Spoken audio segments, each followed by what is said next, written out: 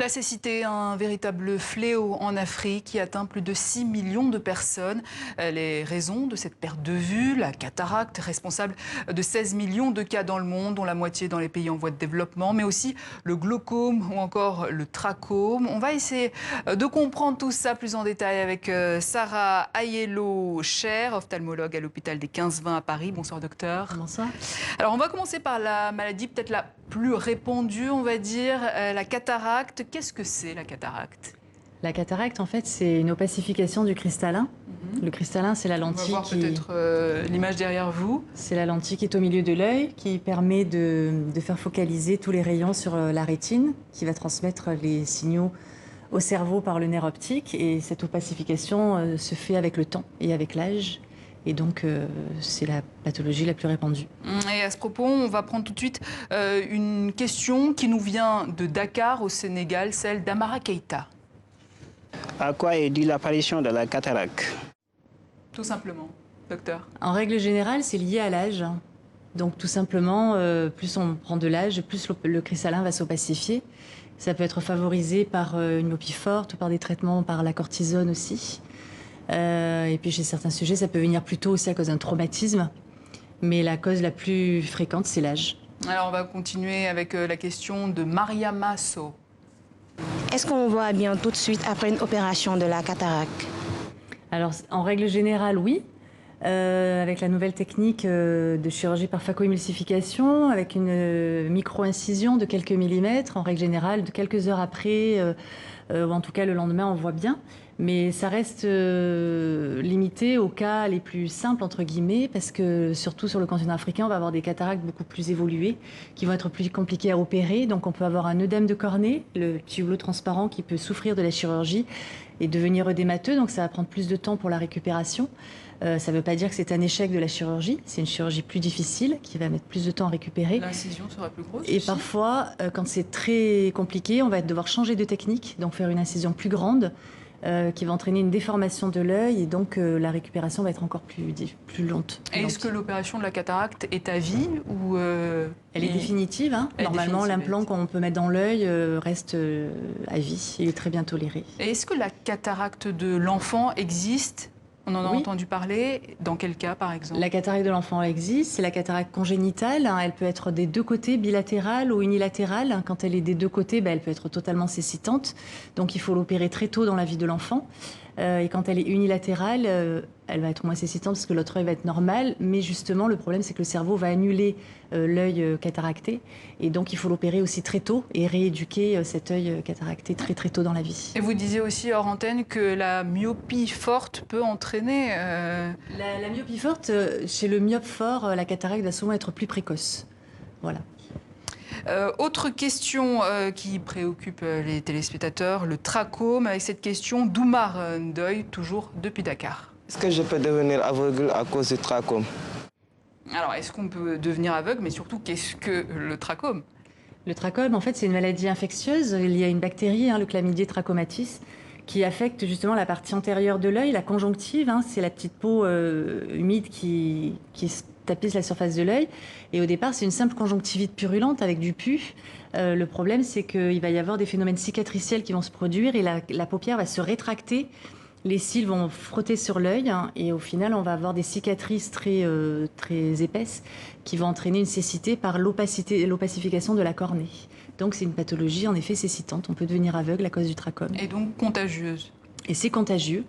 Donc déjà la première prévention, c'est si on a son enfant atteint du trachome, premièrement il faut ne pas hésiter à lui nettoyer les yeux avec de l'eau propre bien entendu, et se laver les mains et éviter le contact des mains de l'enfant avec d'autres enfants. Ça c'est la première prévention à faire. Alors on poursuit avec la question d'Astou Sané. Une récidive après une opération du trachome, est-ce que c'est possible? Malheureusement, oui, c'est une pathologie infectieuse, donc la bactérie peut toujours réinfester. Et c'est le problème du trachome, c'est qu'il y a des réinfestations très fréquentes. Et vous disiez qu'une seule dose d'antibiotiques suffit? Oui. À chaque atteinte de conjonctivite purulente, ça se traite avec de l'azithromycine, une prise par voie orale actuellement. Il faut savoir que maintenant, il y a un collyre de ce même antibiotique en collyre qui marche très bien avec une instillation le matin et le soir pendant 3 jours. Et ça peut suffire à faire partir la maladie. Autre préoccupation, le glaucome, avec cette question de Toutine Dour. Est-ce que le glaucome est une maladie qui se trappe comme la grippe, par exemple? Docteur? Alors non, le glaucome, c'est pas du tout une pathologie contagieuse, hein, comme le trachome, ça n'a rien à voir. Le glaucome, c'est une pathologie qui atteint l'œil dans son ensemble. C'est la tension de l'œil qui est trop élevée, puis qui à force va appuyer sur le nerf optique, et le nerf optique ne va plus transmettre les informations au cerveau. C'est une pathologie qui est cécitante. Et en fait, il y a des facteurs génétiques. En fait, c'est plutôt familial, il n'y a pas vraiment un gène. Mais si vous avez vos grands-parents, tantes et oncles qui sont atteints de glaucome, ou si vous avez la notion dans la famille que plusieurs personnes sont devenues aveugles progressivement, il faut vraiment se faire dépister le glaucome. Et une dernière petite question de Marcel Cissé. Je voulais savoir, est-ce que quelqu'un peut mener une vie normale en vivant avec le glaucome? Tout à fait, on peut vivre avec un glaucome, hein, ça se soigne le glaucome, tout d'abord par des gouttes, et puis si les gouttes ne suffisent pas, on opère, mais on peut vivre tout à fait normalement avec un glaucome. Une fois qu'il est stabilisé, on peut vivre normalement. Est-ce que la prévalence de toutes ces maladies est plus importante en Afrique qu'ailleurs? Alors, le trachome, oui, parce que malheureusement, c'est une pathologie infectieuse, donc liée au fait que les patients n'ont pas accès aux soins rapidement. Il y a la pauvreté, hein, malheureusement. Par contre, la cataracte et le glaucome, ça atteint toutes les populations. Le problème spécifique en Afrique, c'est que justement, le dépistage n'est pas fait assez tôt. Donc déjà, la cataracte, elle va être extrêmement évoluée, donc la chirurgie va être plus compliquée. Et le glaucome, malheureusement, c'est une maladie insidieuse qu'on ne voit pas, qui ne fait pas mal. Il n'y a pas tous les glaucomes qui font mal. Et malheureusement, quand on se rend compte qu'un œil devient aveugle, c'est déjà trop tard. On ne peut pas revenir en arrière. Donc le problème, c'est essentiellement le dépistage de ces pathologies. Ce qui veut dire que la cécité, finalement, est évitable. Tout à fait. Autant d'hommes que de femmes? Oui. On ne peut pas dire qu'il y ait plus d'hommes que de femmes pour ces pathologies-là. Alors, je voulais vous faire réagir, docteur, sur cet outil ophtalmologique qui a été testé au Kenya, l'iPhone, eye comme yeux en anglais.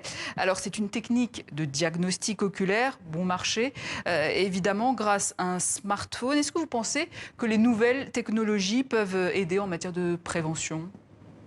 En matière de prévention, oui. Surtout sur les populations comme ça qui sont très éloignées des médecins.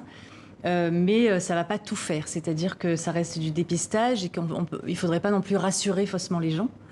C'est-à-dire qu'il faut quand même évaluer encore ces outils-là qui sont en début de développement, donc rester quand même vigilant.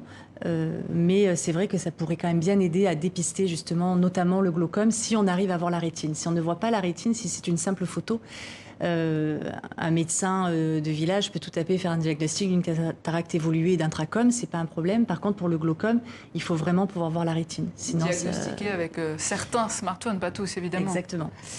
Docteur Sarah Hello-Cher, merci pour cet éclairage. Je rappelle que vous êtes ophtalmologue à l'hôpital des 15-20 à Paris.